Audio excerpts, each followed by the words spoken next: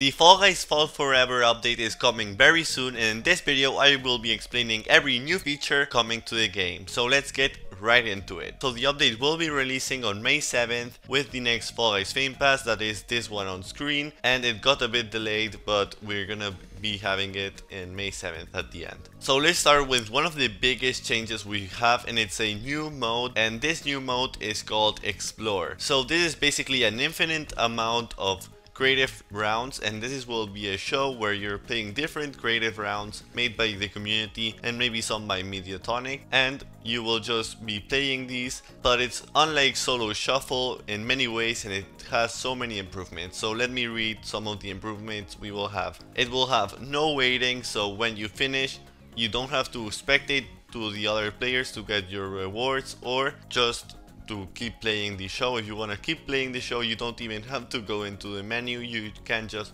continue playing and go right into the next creative map. Then you can skip levels. So we have all seen some of the solo shuffle maps haven't been the greatest, and maybe some are very cool, but maybe they are really hard. So this is a great change. If you don't like a map or you're stuck and you don't want to give it a try, you can just skip it and get a new creative map, and you can skip as many times as you want. Then another thing that is in this show is that it will have 10 players, so you will be playing with other players. That's also really fun. But if you are faster than the other players, you may be in another map than them because they didn't qualify off their map. It's also less stressful and less sweaty because everyone can qualify, and it also has 30-minute timer, so you won't run out of time. If you want to actually beat the level and not skip it, you can have 30 minutes to complete it, and then you will be on to the next map if you don't complete it. So this is everything of this new game mode. We will be talking about the show selector and everything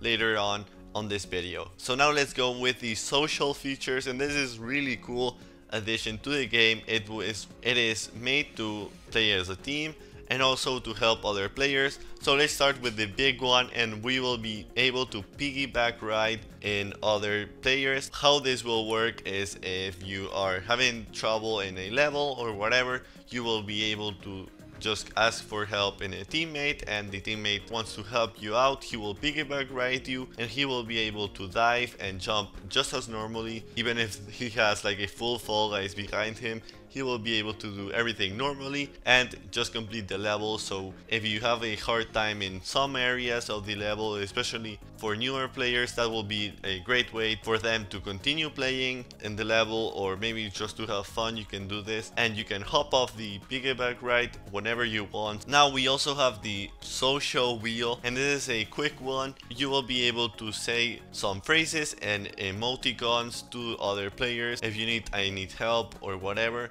they can help you, or you can just say hello, or just send a Fall Guys emoji like of happiness, or maybe a crying Fall Guys. So now let's go with the creative updates, because we have a few ones and they are big. Let's start off with more stickers. These are the two that we know confirmed will be coming, but I'm sure we will probably get some more. We will also have invisible checkpoints. So basically now you have to place a physical checkpoint, but now you will have a zone. You can place a zone whenever you want in the map, and that will be a zone where the Fall Guys crosses. He will have a checkpoint, so the levels should be more integrated and more seamless with this feature, rather than just having the same checkpoint. We will also be getting the jungle background. This was leaked a while ago. I was saying this in my channel, but yeah, it is confirmed coming in this update, and I'm really happy about this. It's one of my favorite backgrounds, and I have been requesting this one for a while. Another feature we will be having for creative mode is rotation controls.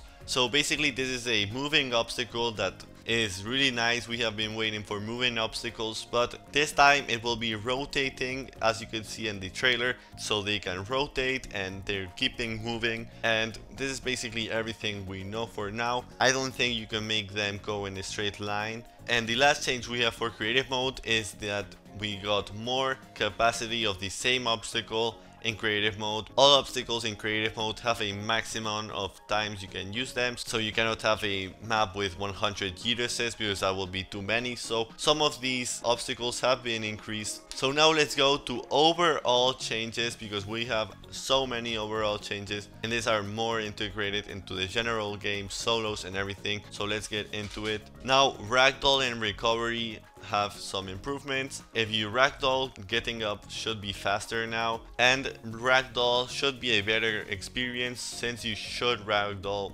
much less than before. The jumps have been adjusted with more leniency, and the top speed of the fall guys have been actually accelerated, so you should actually go faster in your levels. Mid-air controls, we now can control mid-air better, so sometimes you fall and you can't do anything and your player is ragdolling, so that should feel much better now. And now there is like a kind of new feature where you will have landing target in every long jump you do. You can toggle it on and off, so if it annoys you, you can turn it off. Now let's go with a major change, and it's the main show update.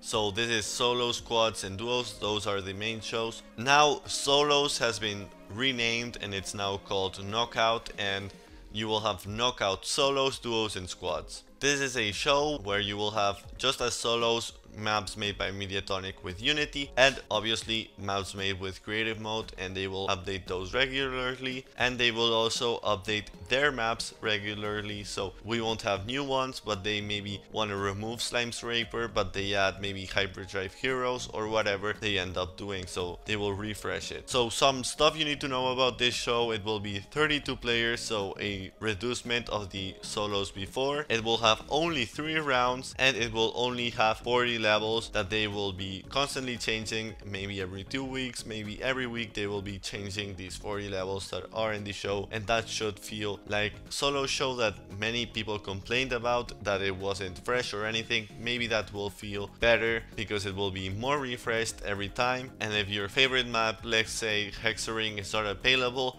you will still be able to go into customs and go play your maps in customs. It's only not going to be in solos because they have another map there. So now let's talk about the show selector, and as I said before, there will only be 2 main modes that will be forever there, and the other ones that we have currently right now will be leaving. So the 2 ones that we will have is Explore and Knockout. That Knockout is solo, squads and duos, and they are aiming to have a smaller show so they can update them well and they can control it well. And LTMs are sadly leaving, but they will occasionally be coming back. This is something that I'm not a really fan of, but if they are occasionally coming back, that's at least good. So I hope you enjoyed this video. If you did, make sure to like and subscribe, and I'll see you in the next one.